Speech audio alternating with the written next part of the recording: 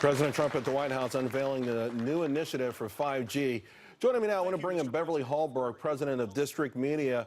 Beverly, President Trump, these are the moments I think that he really lives for. This is it goes towards answering the call to stay preeminent in the world, in this case in technology, but also to bring up the rest of the nation. He really put the emphasis on rural America.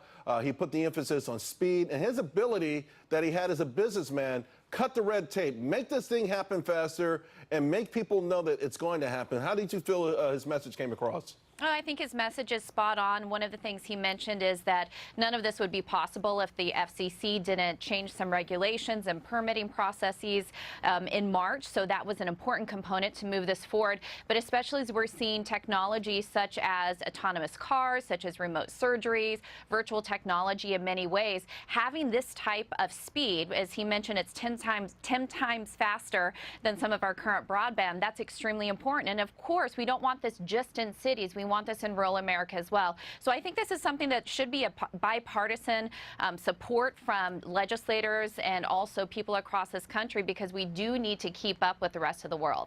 You know, JFK, of course, one of his more famous speeches, we choose not to go to the moon in this decade and do other things, not because they are easy, but because they are hard. A lot of folks think that China's already got us beaten at this and that maybe we should just acquiesce, bring in Huawei and some of these other names. President Trump holding the line there. To me, it feels a little bit like what JFK is saying. Don't give up. We have the ability to win this as well. Absolutely, and something that America's always been great at is innovation, and part of that is when government is hands-off and people can develop new technologies, you find that when companies compete, better outcomes exist. Now, an important part of this, you mentioned China, which, yeah, there are concerns that they are far outpacing us in this area. If we are going to protect ourselves from things that they can do when it comes to hacking us, when it comes to issues related to cybersecurity, that's another reason why this is so vitally important. We have to keep up on the technological side if we're also going to protect ourselves and when it comes to national security. Also, there are some people who are in the well-known Karl Rove, Newt Gingrich, and President Trump didn't mention their names, but he certainly said that there are some folks out there that think the government should get behind this. He's confident that the private sector can deliver. Does that, that vote of confidence, is that what you really need to see in this economy?